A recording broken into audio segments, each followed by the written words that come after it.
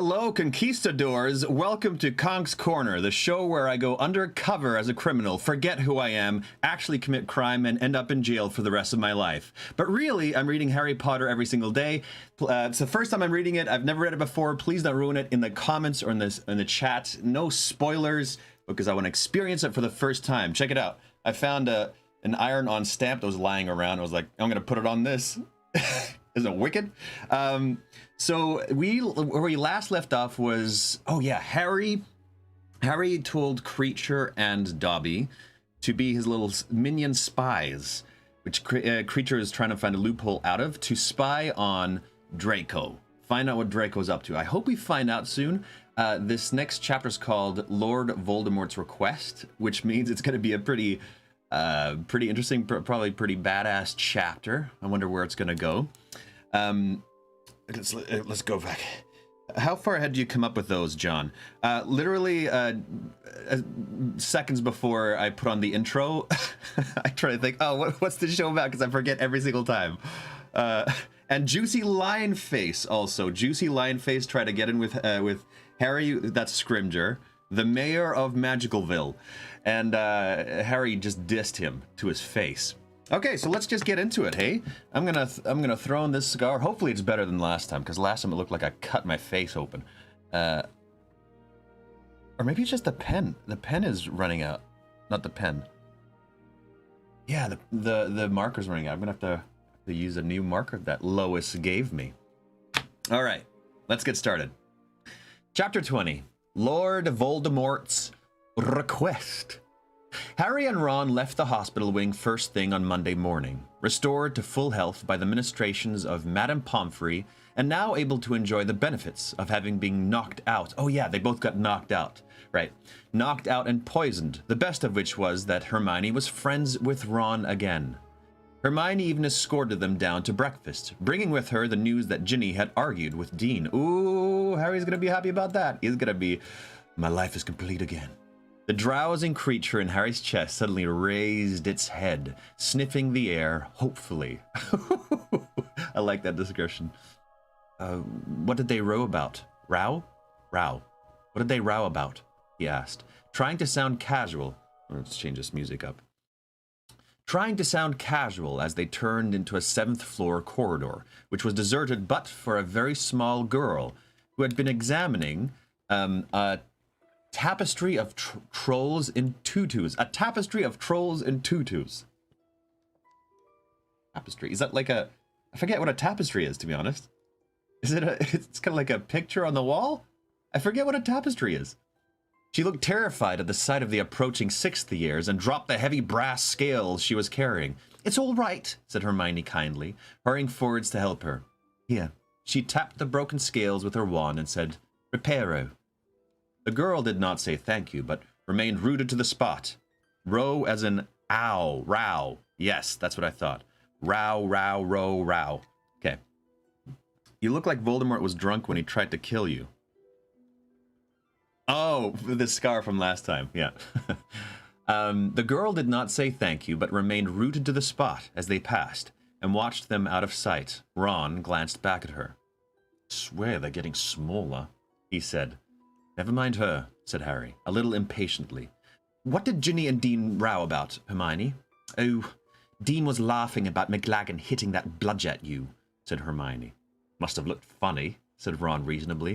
It didn't look funny at all, said Hermione hotly.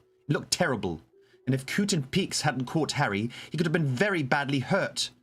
Yeah, well, there was no need for Ginny and Dean to split up over it, said Harry, still trying to sound casual. Or are they still together? Yes, they are. Why are you so interested? Asked Hermione, giving Harry a sharp look. I just don't want my Quidditch team messed up again, he said hastily, but Hermione continued to look suspicious. And he was most relieved when a voice behind them called, Harry, giving him an excuse to turn his back on her. Oh, hi, Luna. I love Luna. Every time I'm just so happy when Luna turns up because I know the scene is gonna have a good time. There's gonna be a good time in this scene. I went to the hospital wing to find you, said Luna, rummaging in her bag, but they said you'd left. She thrust what appeared to be a green onion, a large spotted toadstool, and a considerable amount of what looked like cat litter into Ron's hands, finally pulling out a rather grubby scroll. These are just like the regular things she has in her bag. Finally pulling out a rather grubby scroll of parchment that she handed to Harry. I've been told to give you this. It was a small roll of parchment, which Harry recognized at once as another invitation to a lesson with Dumbledore. Tonight, he told Ron and Hermione, once he had unrolled it.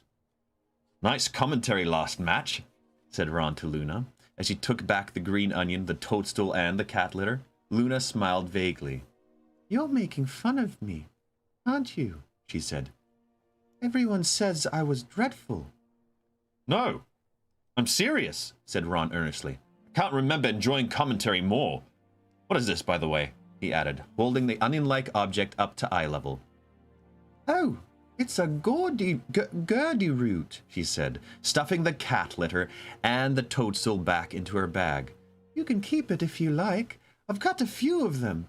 They're really excellent for warding off gulping plimpies. A gulping plimpy. Okay, let's just decide what that is right now. A gulping plimpy. It's a little creature who sits in the ground, and if you put your foot in it, it gulps off your foot. That's a gulping plimpy. And she walked away, leaving Ron chortling, still clutching the gurdy root. You know, she's grown on me, Luna, he said, as they set off again for the Great Hall. I know she's insane, but it's in a good... He stopped talking very suddenly. Lavender Brown was standing at the foot of the marble staircase, looking thunderous. I, said Ron nervously. Some kind of frog-like creature, could be. Come on, Harry muttered to Hermione. And they sped past, though not before they had heard Lavender say, Why didn't you tell me you were getting out today? And why was she with you? Ron looked both sulky and annoyed when he appeared at breakfast half an hour later. And though he sat with Lavender, Harry did not see them exchange a word all the time they were together. Of course not. All they did was make out. They didn't talk. Hermione was acting as though she was quite oblivious to all of this, but once or twice Harry saw an inexplicable smirk across her face. I just love Hermione. She's fantastic. All that day she seemed to be in a particularly good mood, and that evening in the common room she even consented to look over, in other words, finish writing, Harry's herbology essay, something she had been resolutely refusing to do up to that point, because she had known that Harry would then let Ron copy his work. Thanks a lot, Hermione, said Harry, giving her a hasty pat on the back, as he checked his watch and saw that it was nearly 8 o'clock. Listen, I've got to hurry, or I'll be late for Dumbledore. Harry Potter and the Tedious Won Saga. Yeah. She did not answer, but merely crossed out a few of his feebler sentences in a weary sort of way. Grinning, Harry hurried out through the portrait hole. Harry hurried out of the portrait hole and off to the headmaster's office. Her work is full of alliteration. She loves alliteration. Harry hurried out through the portrait hole and off to headmaster's office. The gargoyle leapt aside at the mention of toffee eclairs, and Harry took the spiral staircase 2 steps at a time, knocking on the door just as a clock within chimed 8. Enter, called Dumbledore. But as Harry put out a hand to push the door, it was wrenched open from inside. There stood Professor Trelawney. Okay. Aha! She cried, pointing dramatically at Harry as she blinked at him through her magnifying spectacles. So this is the reason I'm to be thrown unceremoniously from your office, Dumbledore?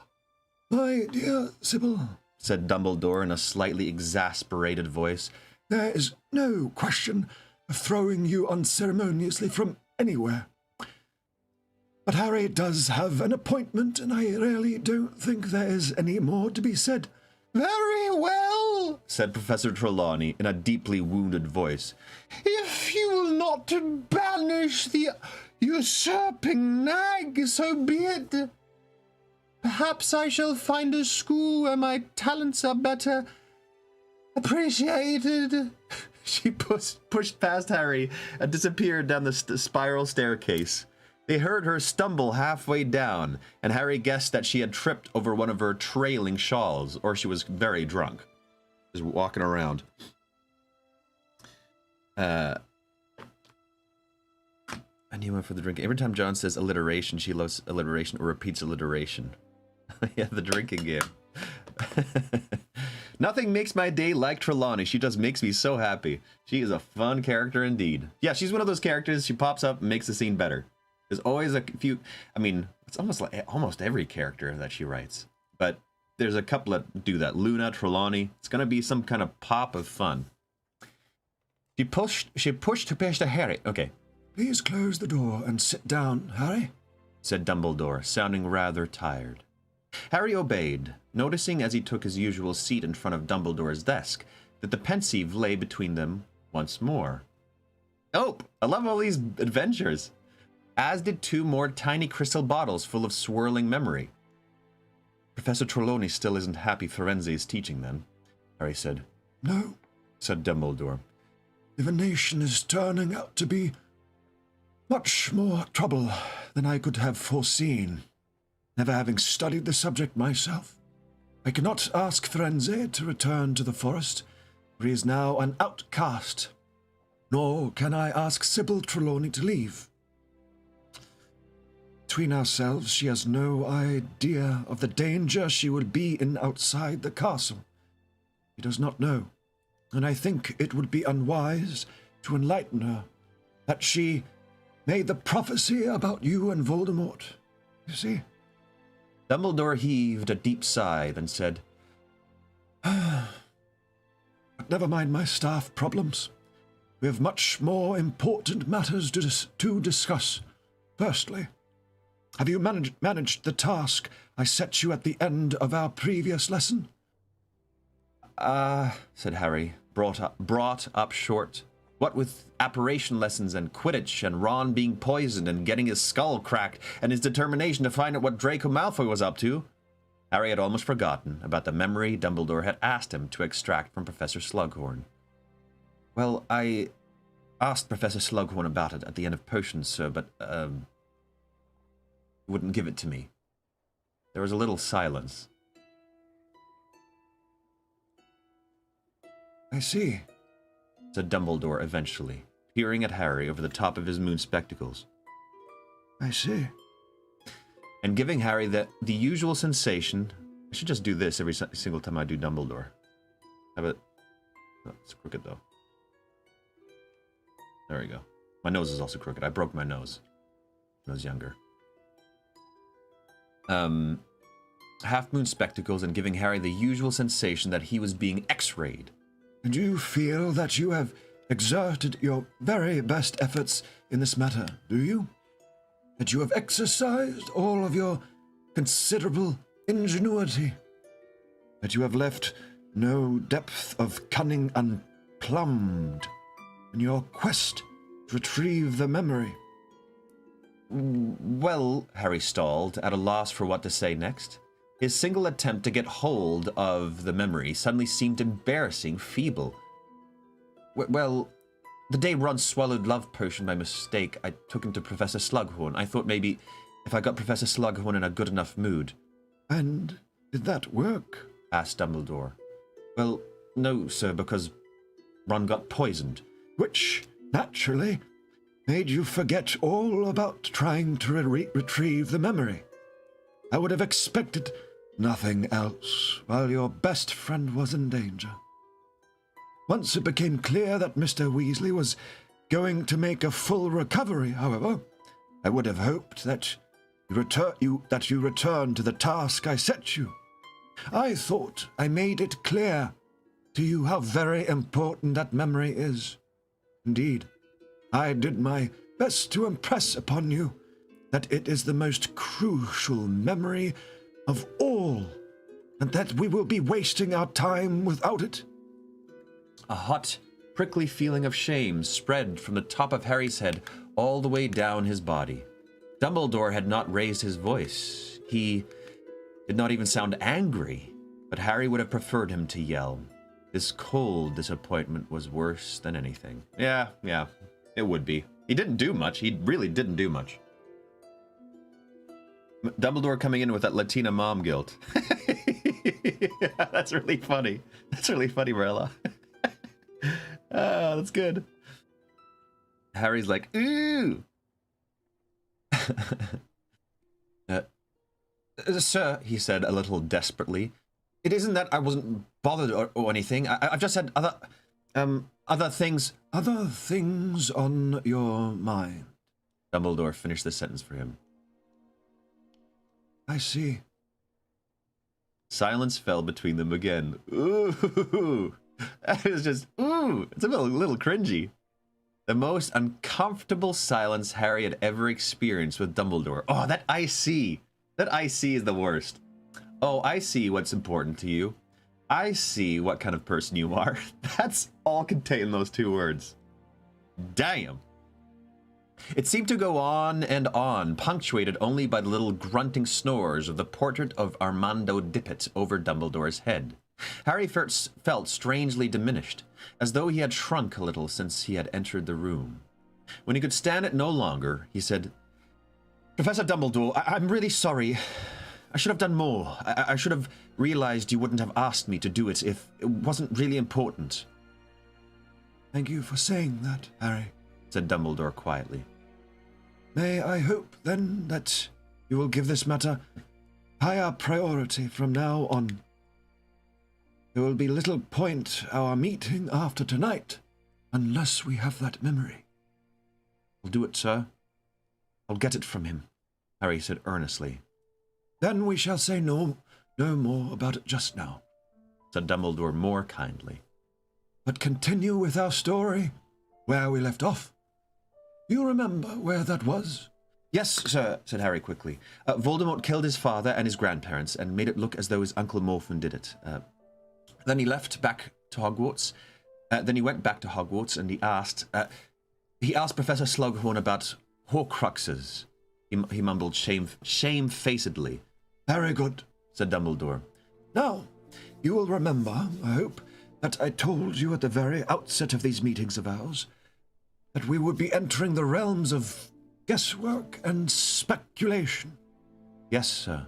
Thus far, as I hope you agree, I have shown you reasonably firm sources of fact for my deductions as to what Voldemort did until the age of 17. Harry nodded. Now, Harry, said Dumbledore. Now things become murkier and stranger.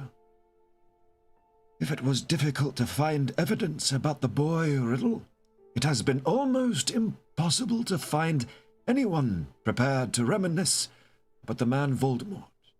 In fact, I doubt whether there is a soul alive, apart from himself, who could give us a full account of his life since he left Hogwarts. However, I have two last memories that I would like to share with you. Dumbledore indicated with the two little crystal bottles gleaming beside the pensieve. I shall then be glad of your opinion as to whether the conclusions I have drawn from them seem likely. The idea that Voldemort valued his opinion this highly made Harry feel even more deeply ashamed that he had failed in the task of retrieving the Horcrux memory. And he shifted guiltily in his seat as Dumbledore raised the first of the two bottles to the light and examined it. I hope you're not tired of diving into other people's memories, for they are curious recollections, these two, he said. This first one came from a very old house elf by the name of Hokey. Before we see what Hokey witnessed... Okay, please write some adjectives in the chat for who Hokey is so I can find a voice for him. Before we see what Hokey witnessed, I must quickly recount how Lord Voldemort left Hogwarts. He reached the 7th year of his schooling with, as you might have expected, top grades in every examination he had taken. All around him, his classmates were deciding which jobs they were to pursue once they had left Hogwarts. Nearly everyone expected spectacular things from Tom Riddle, prefect, head boy, winner of the special award for services to the school. I know that several teachers, Professor Slughorn amongst them, suggested that he should join the Ministry of Magic, offered to set up appointments, put him in touch with useful contacts. He refused all offers. The next thing the staff knew, Voldemort was working at Borgin and Burke's. At Borgin and Burke's, Harry repeated.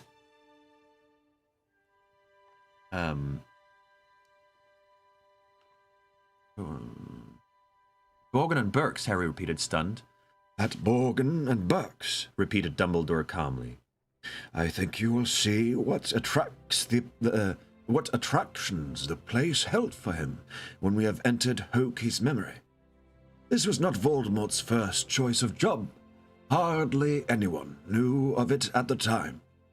I was one of the few in whom the then headmaster confided, but Voldemort first approached Professor Dippet and asked whether he could remain at Hogwarts as a teacher. He wanted to stay here. Why? Asked Harry, more amazed still.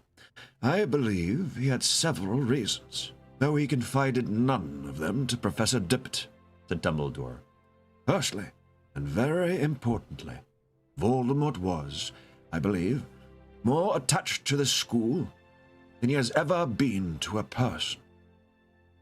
Hogwarts was where he had been the happiest, the first and only place he had felt at home. Harry felt slightly uncomfortable at these words, for this was exactly how he felt about Hogwarts too. Secondly, the castle is a stronghold of ancient magic. Actually, it would be interesting to find out how Hogwarts was started. That'd be interesting to hear. Probably some fanfic or actual writing about it from Rowling. Undoubtedly, Voldemort had penetrated many more of its secrets than most of the students who passed through the place, but he may have felt that there were still mysteries to unravel, stores of magic to trap. And thirdly, as a teacher, he would have had great power and influence over young witches and wizards. Perhaps he had gained the idea from Professor Slughorn, the teacher with whom he was on best terms, who had demonstrated how influential a role a teacher can play. I do not imagine, for an instance, that Voldemort envisaged spending the rest of his life at Hogwarts.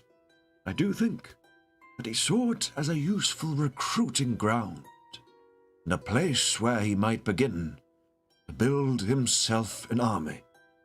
But he didn't get the job, sir. No, he did not.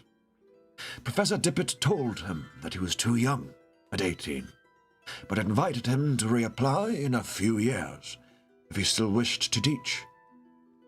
How did you feel about that, sir? Asked Harry hesitantly. Oh, it's in the Sorting Hat song. We've already heard that story, John. You snag it while constipated, huh? Oh, in book 1. Oh, I won't. The Sorting Hat sang it in book 1. I honestly won't remember that. That's from 5 books ago, and I haven't reread it thousands of times like all of you. How did you feel about that, sir? Deeply uneasy, said Dumbledore. I had advised Amondo against the appointment. I did not give the reasons I have given you, for Professor Dippet was very fond of Voldemort and convinced of his honesty, but I did not want Lord Voldemort back at the school, and especially not in a position of power. Which job did he want, sir?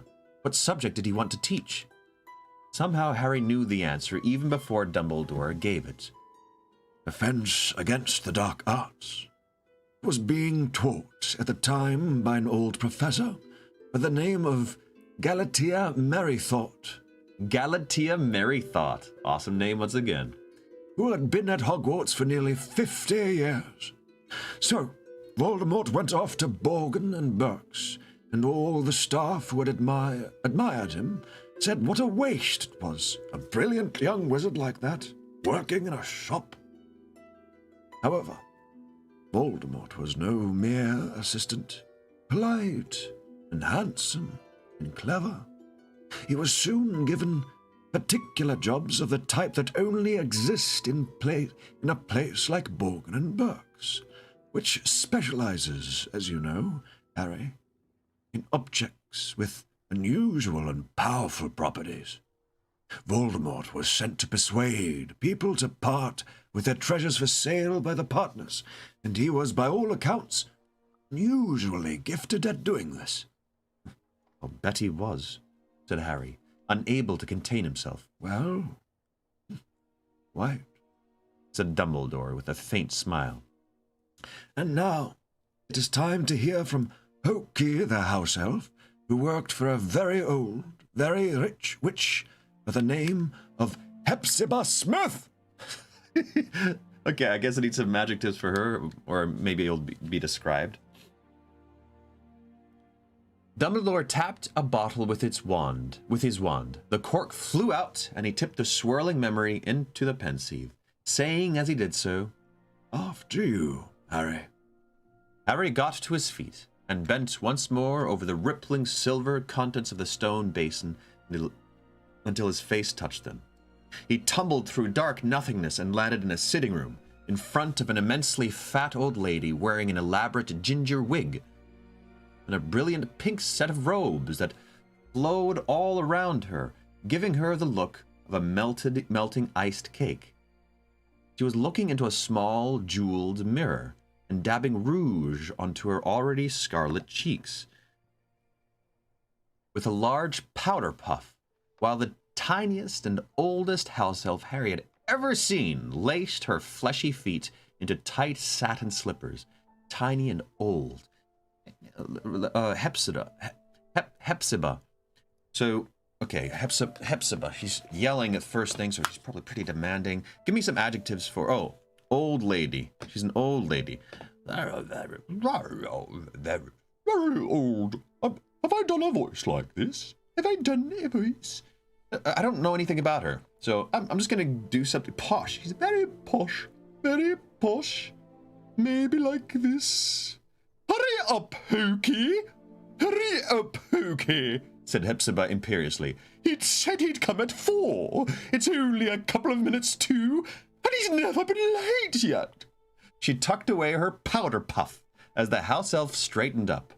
The top of the elf's head barely reached the seat of Hepzibah's chair, and her papery skin hung off her frame, just like the crisp linen sheet she wore draped like a toga. How do I look? Said Hepzibah, turning her head to admire the various angles of her face in the mirror. It's a very old and tiny house elf. Very old, very old. Talks like this. Lovely, madam. Lovely, madam. Squeaked Hokey. Harry could only assume that it was down in Hokey's contract that she must lie through her teeth when asked this question, because Hepzibah Smith looked a long way from lovely in his opinion. A tinkling doorbell rang, and both mistress and elf jumped. "Oh, quick, quick! He's here, Hokey!" cried Hepzibah.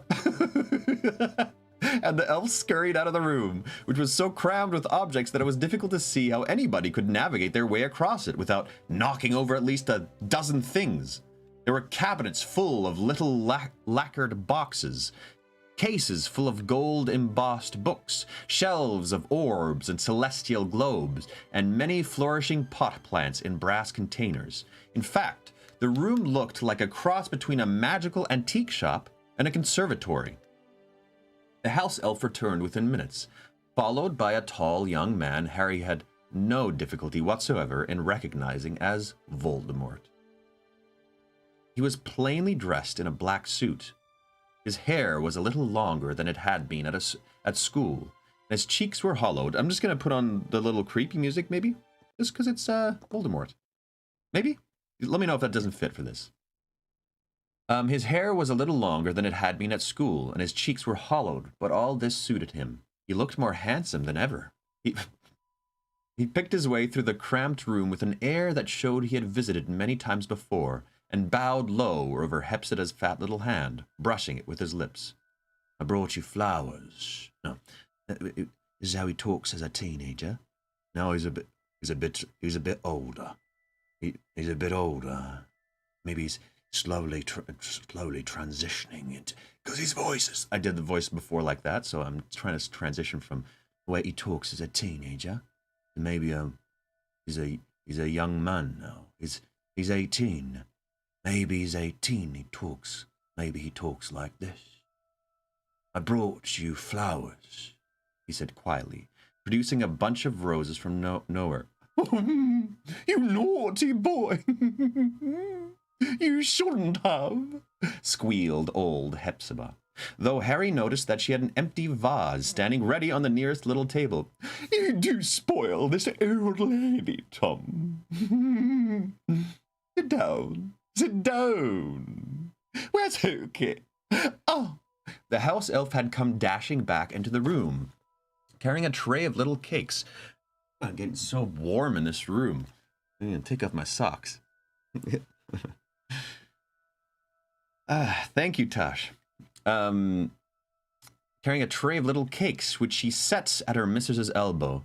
Help yourself, Tom, said Hepzibah. I know how you love my cakes. Now, how are you? You look pale. They overwork you at that shop. I've said it 100 times. Voldemort smiled mechanically, and Hepzibah simpered. Well, what's your excuse for visiting this time? She asked, batting her lashes. Mr.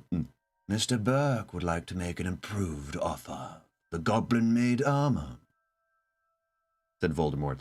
500 galleons. He feels it is more than fair. Now, not so fast, or I'll think you're only here for my trinkets. Pouted Hepzibah. I'm ordered here because of them, said Voldemort. I'm ordered here because of them, said Voldemort quietly. I'm only a poor assistant, madam, who must do as he is told. Mr. Burke wishes me to inquire. Oh, Mr. Burke, said Hepzibah, waving a little hand. I've something to show you that I've never shown Mr. Burke. Can you keep a secret, Tom? Will you promise you won't tell Mr. Burke I've got it? He'd never let me rest if he knew I'd show it to you. I'd shown it to you. And I'm not selling, not to Burke, not to anyone. But you, Tom, you'll appreciate it for its history, not how many galleons you can get for it. I'd be glad to see anything Miss Hepzibah shows me, said Voldemort quietly, and Hepzibah gave another girlish giggle. I had Hokey bring it out for me. Hokey, where are you? I want to show Mr. Riddle our finest treasure. In fact, bring both while you're at it. Dear madam, squeaked the house elf, and Harry saw 2 leather boxes, one on top of the other, moving across the room as if of their own volition, though he knew the tiny elf was holding them over her head as she wended her way between tables, poufs, and footstools. Getting hot and bothered reading young Tom Riddle. Oh, yeah, I am. Is Hepzibah slipping into South African? I've never done... I'm really bad at a South African accent, so... maybe. Maybe because of the rolling R's, hey? No, said Hepzibah happily, taking the boxes from the elf, laying them in her lap, and preparing to open the topmost one. I think you'll like this, Tom. Oh, if my family knew I was showing you. They can't wait to get their hands on this. She opened the lid. Harry edged forwards and a little to get a better view, and saw what looked like a small golden cup with 2 finely wrought handles. I wonder whether you know what it is, Tom. Pick it up. Have a good look. Oh, pick it up. Have a good look, whispered Hepzibah. and Voldemort stretched out a long-fingered hand and lifted the cup by one handle out of its snug silken wrappings. Harry thought he saw a red gleam in his dark eyes. His greedy expression was curiously mirrored on Hepzibah's face, except that her tiny eyes were fixed upon Voldemort's handsome features. "A badger," murmured Voldemort, examining the engraving upon the cup. "Then this was Helga Hufflepuff's, as you very well know, you clever boy," said Hepzibah, leaning forwards with a loud creaking of corsets and actually pinching his hollow cheek. "Didn't I tell you I was distantly descended? This has been handed down in the family for years and years. Lovely, isn't it? And all sorts of powers it's supposed to possess, too. But I haven't tested them thoroughly. I just keep it nice and safe in here." She hooked the cup back off Voldemort's long forefinger and rested it gently to its box, too intent upon settling it carefully back into position to notice the shadow that crossed Voldemort's face as the cup was taken away, because he loves his possessions. He loves his possessions. "Now then," said Hepzibah happily, "where is Hokey? Oh, yes, there you are. Take that away now, Hokey." The elf obediently took the boxed cup, and Hepzibah turned her attention to the much flatter box in her lap. "I think you'll like this even more, Tom. No, I think you'll like this even more, Tom," she whispered. Lean in a little, dear boy, so you can see.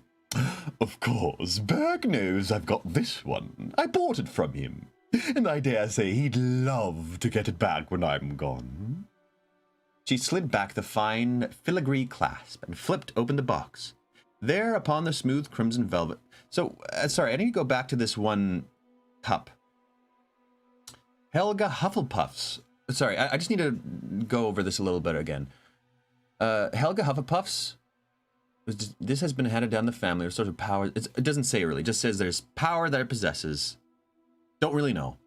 Okay, so there's a cup from... That's it. And now we have... Okay. She slid back the fine filigree clasp and flipped open the box. There upon the smooth crimson velvet lay a heavy golden locket. Voldemort reached out his hand without invitation this time and held it up to the light, staring at it.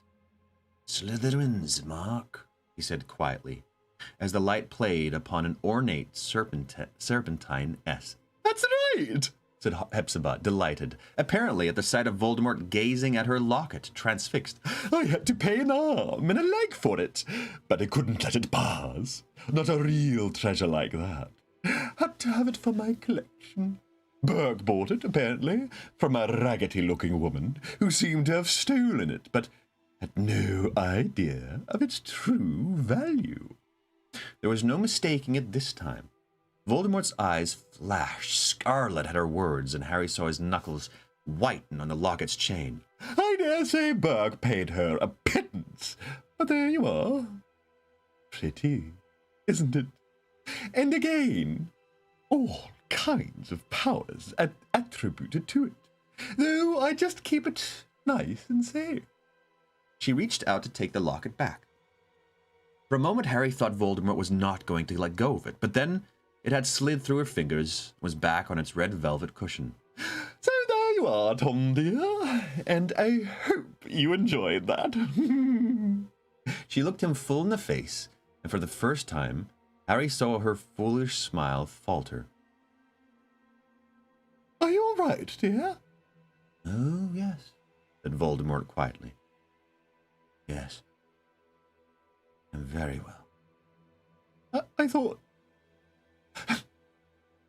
But a trick of the light, I suppose," said Hepzibah, looking unnerved, and Harry guessed that she too had seen the momentary red gleam in Voldemort's eyes. "Here, okay. Take these away and lock them up again. The usual enchantments." Time to leave, Harry. Said Dumbledore quietly. And as the little elf... Okay, I'm just going to look again at this... the Slytherin's mark. golden locket. Okay, I had to pay an arm and leg for it, but I couldn't let it pass. Burke bought it from a raggedy-looking woman who seemed to have stolen it. Is that... Oh, that's Voldemort's mom. Right? It has to be. Isn't it? Raggedy-looking woman. Probably Slytherin bought it. Oh, yeah. Didn't we hear about this before? Yeah, okay. So that's why he's so angry. He's like, that's mine. Yeah. Trick of the Light, the Uncle Vernon explanation. Time to leave, Harry, said Dumbledore quietly. And as the little elf bobbed away bearing the boxes, alliteration drink, Dumbledore grasped Harry once again above the elbow, and together they rose up through oblivion and back to Dumbledore's office. Hepzibah Smith died 2 days after that little scene, said Dumbledore, resuming his seat and indicating that Harry should do the same. He straight up murdered her. Hokey the house elf was convicted by the Ministry of poisoning her mistress's evening cocoa by accident. No way, said Harry angrily. I see we are of one mind, said Dumbledore. Certainly. There are many similarities between this death and that of the Riddles. In both cases, somebody else took the blame. Someone who had a clear memory of having caused the death. Hokey confessed. She remembered putting something in her mistress's cocoa that turned out not to be sugar. A lethal and little-known poison, said Dumbledore. It was concluded that she had not meant to do it, but being old and confused. Voldemort modified her memory just like he did with Morphin. Yes, that is my conclusion too, said Dumbledore. And just as with Morphin, the Ministry was predisposed to suspect Hokey. Because she was a house elf, said Harry. He had rarely felt more in sympathy with the society Hermione had set up as Spew.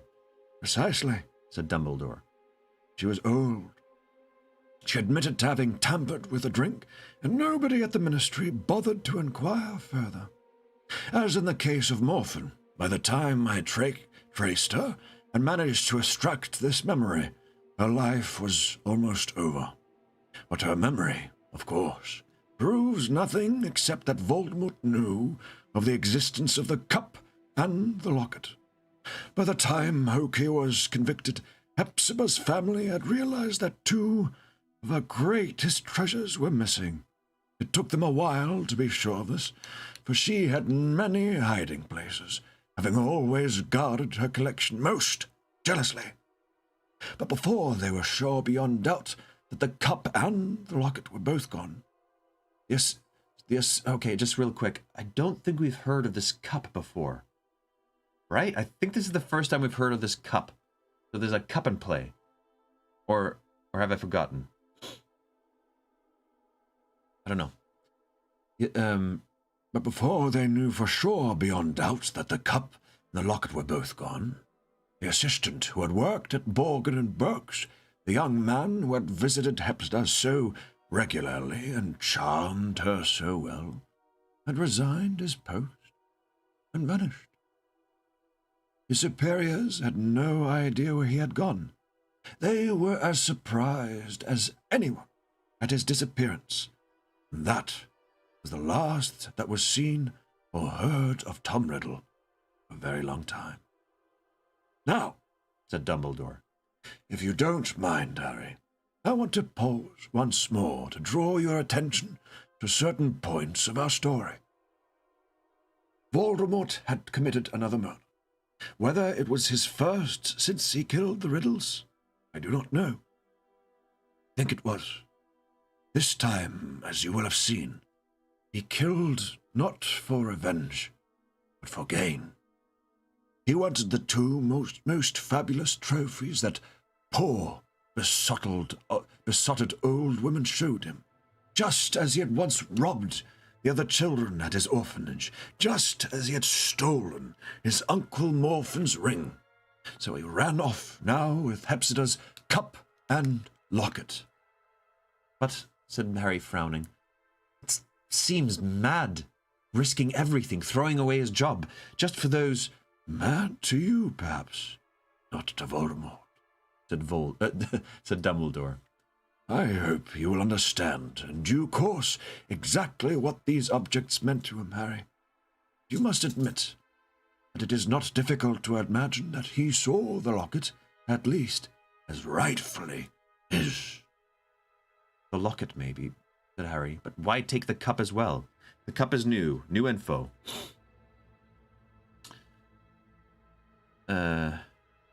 Yeah, it's okay. If you don't have to give details, but if we haven't seen it before, Dexter's sitting at the door because they're cooking food downstairs. There's smells coming up, and he wants down. Too bad, buddy. Well, actually, I'll just let him out quick. I'll let him stand and get on out. Get on out there. All right, we're back. We are back.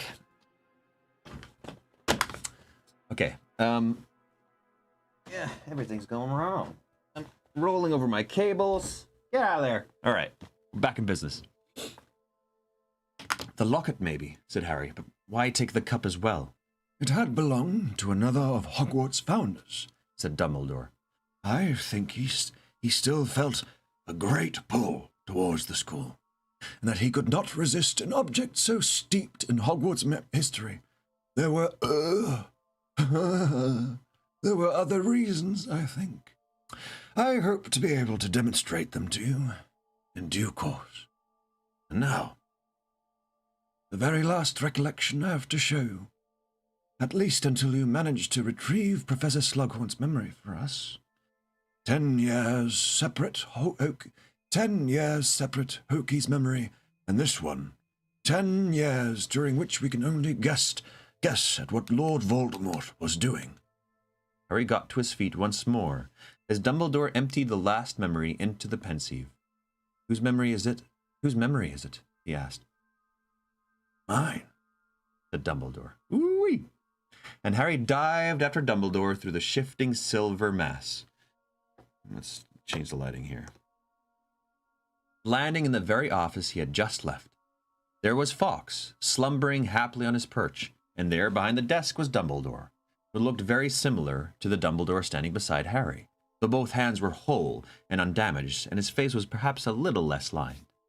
The one difference between the present-day office and this one was that it was snowing in the past. Bluish flecks were drifting past the window in the dark and building up on the outside ledge. The younger Dumbledore seemed to be waiting for something. Sure enough, moments after their arrival, there was a knock on the door, and he said, Enter. Harry let out a hastily stifled gasp.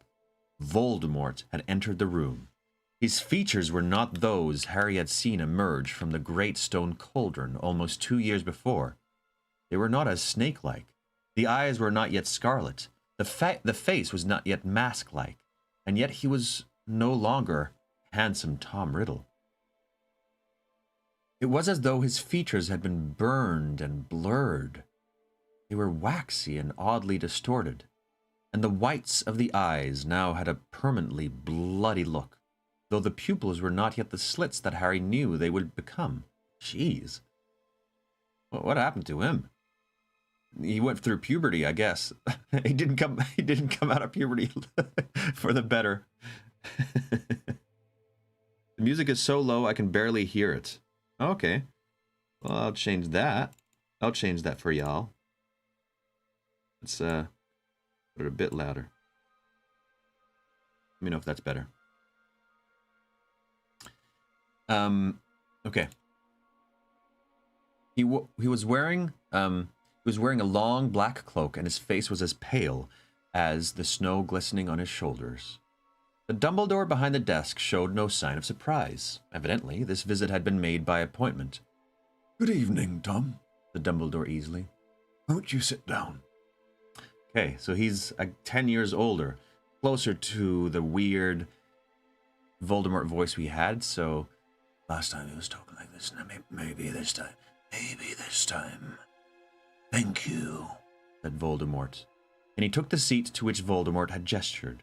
The very seat, by the looks of it, that Harry had just vacated in the present. I heard you. I heard that you had become headmaster, He said, and his voice was slightly higher and colder than it had been. A worthy choice. I'm glad you approve, Said Dumbledore, smiling. May I offer you a drink? That would be well. A drink? That would be welcome. That would be welcome, Said Voldemort. I've come a long way. Let's start this one over, because it's getting too more crazy.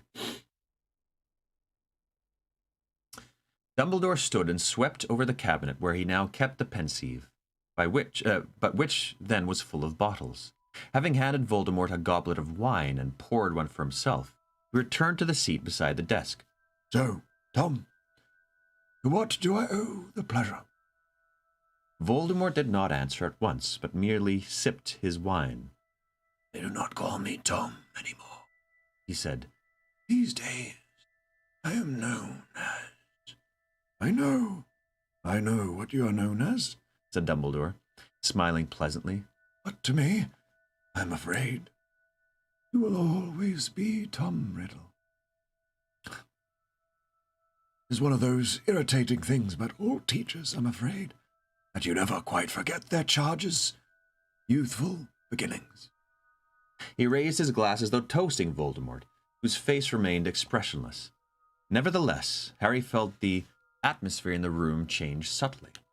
Dumbledore's refusal to use Voldemort's chosen name was a refusal to allow Voldemort to dictate the terms of the meeting. And Harry could tell that Voldemort took it as such. I'm surprised you have remained here so long, Said Voldemort after a short pause.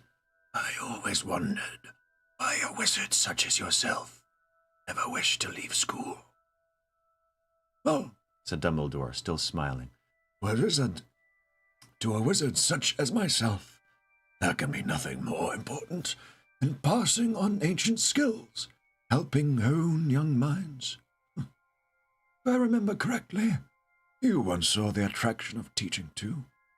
I see it still. Trying to, get back the Voldemort voice. So when he's fully Voldemort, he talks like this. So I remember bringing in, he's still talking like this. There we go. I'm trying to find his voice. He still has some personality to him. There we go. I see it still, Said Voldemort. I merely wondered why you, who was so often asked for advice by the Ministry, and who has twice, I think, been offered the post of Minister. 3 times at the last count, actually, Said Dumbledore. But the Ministry never attracted me as a career. Again, something we have in common, I think. Voldemort inclined his head, unsmiling, and took another sip of wine. Dumbledore did not break the silence that stretched between them, but waited with a look of pleasant expectancy for Voldemort to talk first. I have returned, He said after a little while. later, perhaps, than Professor Tippett expected. But I have returned. Nevertheless, to request again what he once told me I was too young to have. I have come to you to ask that you permit me to return to this castle. Teach. I think you must know that I have seen and done much since I left this place. I could show and tell your students things they can gain from no other wizard. Dumbledore considered Voldemort over the top of his goblet for a while before speaking. Yes. I certainly do know that you have seen and done much since leaving. He said quietly. Rumors of your doings have reached your old school, Tom. I should be sorry to believe half of them. Voldemort's expression remained impassive, and he said, Greatness inspires envy. Envy engenders spite. Spite spawns lies. You must know this, Dumbledore. You call it greatness, what you have been doing, do you? Asked Dumbledore delicately. Certainly, Said Voldemort, and his eyes seemed to burn red. I have experimented. I have pushed the boundaries of magic further, perhaps, than they have ever been pushed. Of some kinds of magic, Dumbledore corrected him quietly. of some. Of others you remain, give me, woefully ignorant. For the first time, Voldemort smiled. It was a taut leer, an evil thing, more threatening than a look of rage. More threatening than a look of rage. The old argument, He said softly.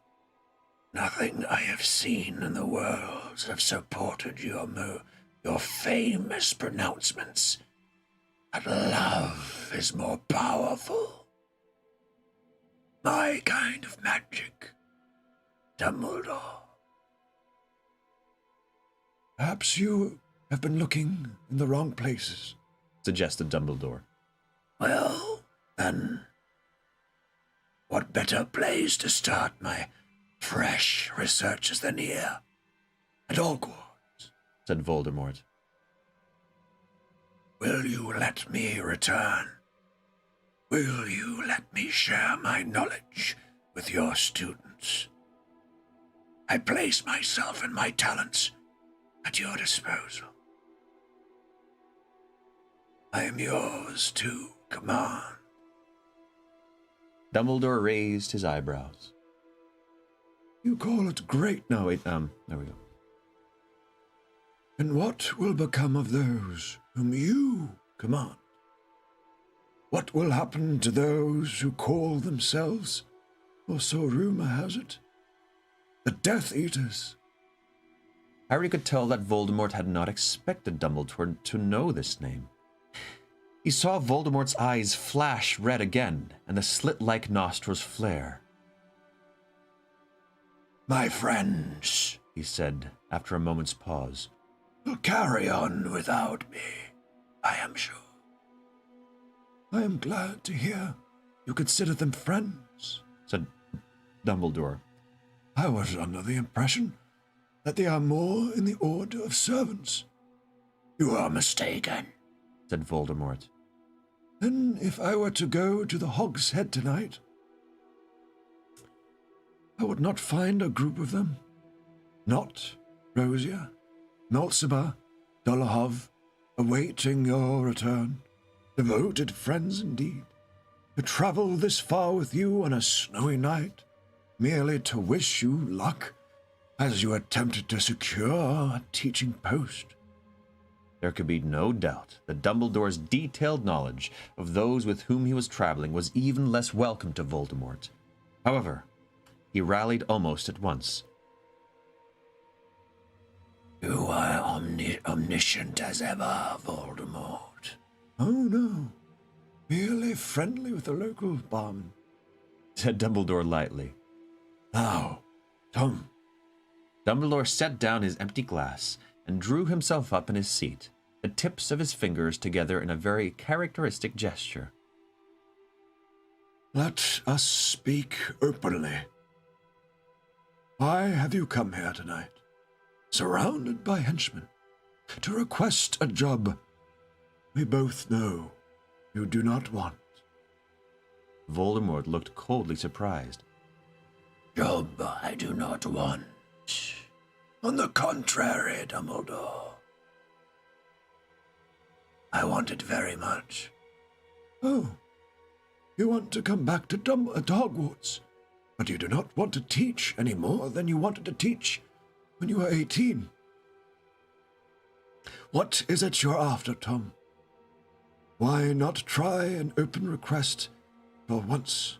Voldemort sneered.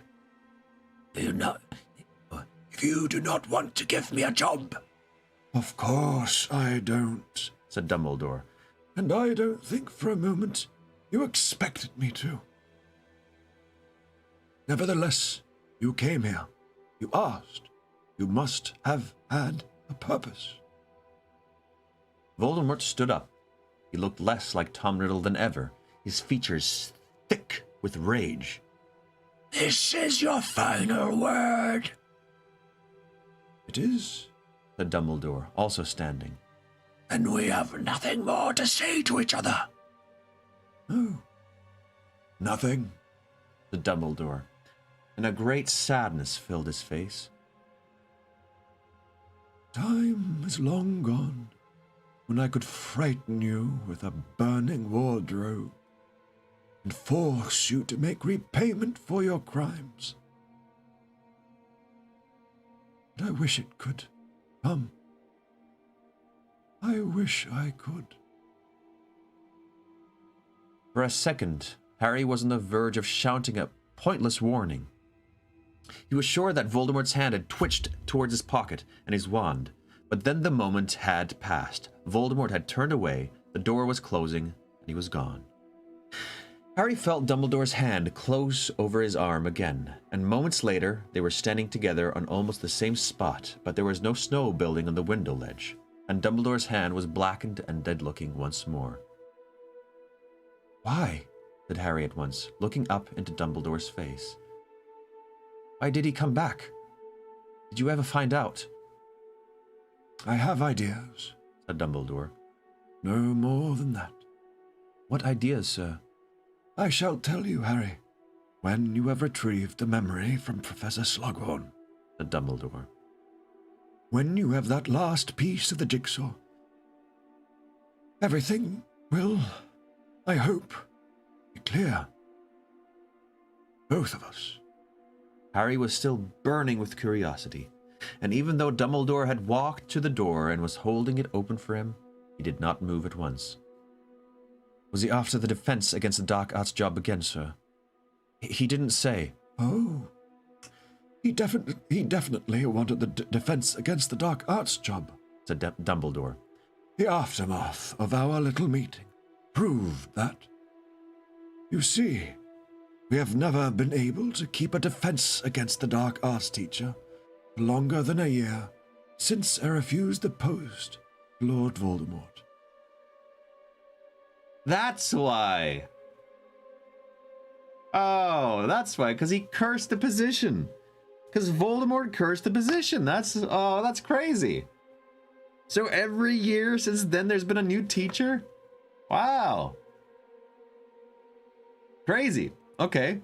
Oh, what I really liked was that bit where Voldemort said, "Oh, you still think that your magic side of things is about love being more powerful than any other magic?" What a statement. Voldemort is like, he's a magician of love. Everybody love each other. Everybody spread some love through magic. Love is magic. Love is magic. Love is magic. That was a good chapter. It was no crazy action, but a lot of exposition, but still a good chapter. I wonder, why is Dumbledore doing this? Why is Dumbledore teaching Harry this? Why is it so important? Well, he knows there's going to be a confrontation. And I think once you know the full motivations and the full plan behind why Voldemort is so evil, Harry will better know how to fight him and make the right choices. Maybe that's why. You see, it was not a running gag, in fact. Yeah. Yeah. Oh, that was cool. That was cool. Next chapter is called The Unknowable Room. That makes me excited for that chapter. Okay, cool. Well, we will be back tomorrow. I'm probably going to read every single day of this week. Yeah, I will. And we will see each other and we will find out what The Unknowable Room is about. I will see you all. Why on earth did Dumbledore refuse to be a minister? I don't know. Okay, everybody. I will see you tomorrow. Much love. Mwah! Till tomorrow evening at 6 p.m. We will see you then.